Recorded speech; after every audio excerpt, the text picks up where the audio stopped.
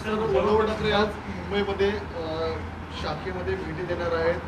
अनेक काय सांगतात याविषयी? ज्या त्या पक्षाचा आणि ज्या त्या नेत्याचा तो कार्यक्रम, त्याच्यावर खरं तर आम्ही भाष्य करण्यासारखं काही नाही आहे.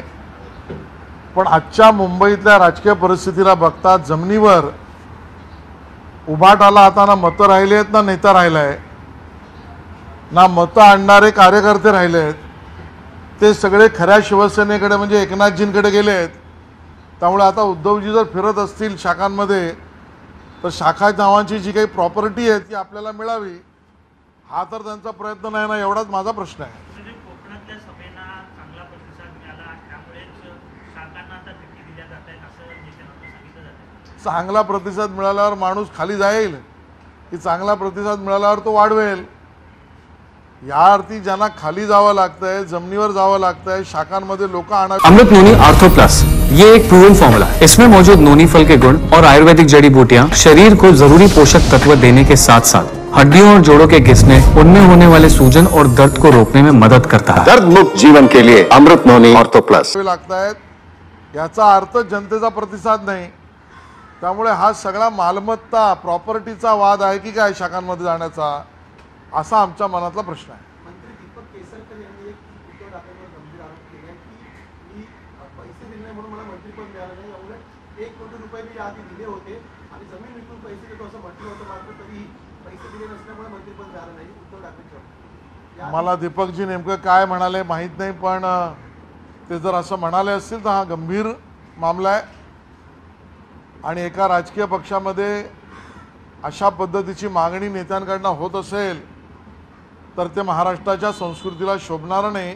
त्याबद्दलची विशेष माहिती पुढची केसरकरच देऊ शकतील. सर, भाजपकडून राज्यसभेसाठी 9 नावं दिल्लीत आता पाठवण्यात आलेली आहेत. त्यामध्ये नारायण राणे असतील, पंकजा मुंडे यांची नावं आघाडीवर. यावर मी काहीच भाष्य करू शकत नाही. आदित्य ठाकरेंनी आताच एक ट्विट केलेलं आहे की कोस्टल रोडचं काम पूर्ण नाही झाले तरी देखील आता पुढच्या आठवड्यामध्ये मुंबईकरांना काही मिळालं की आदित्य ठाकरेजींच्या पोटात दुखतं.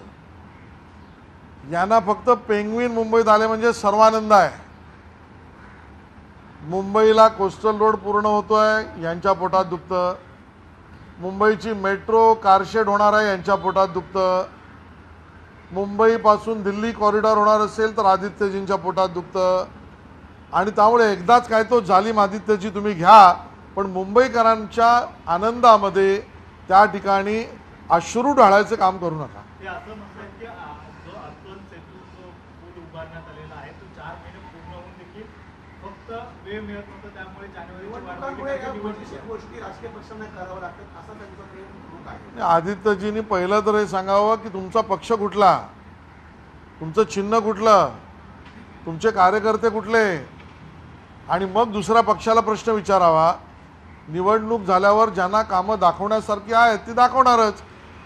आणि म्हणून ज्यांना कामं केल्याचा आनंद लोकांना द्यायचा आहे, ज्यांना सुविधा करून लोकांना द्यायचे आहेत तेच उद्घाटनं करणार.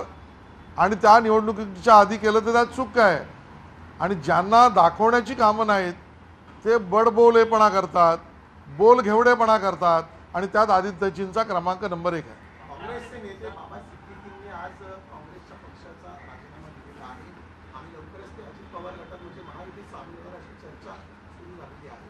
काय सांगायला पाहिजे? काँग्रेस मुंबईमध्ये आता लोणच्याला सुद्धा उरणार नाही. काँग्रेसला अजून धक्के लागणार आहेत.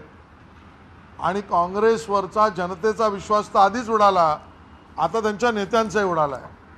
पण काँग्रेस उरली सुरली जी काही असेल त्यांना माझं सांगणं एवढंच आहे, जर ऐकायचं असेल तर जबरदस्ती नाही.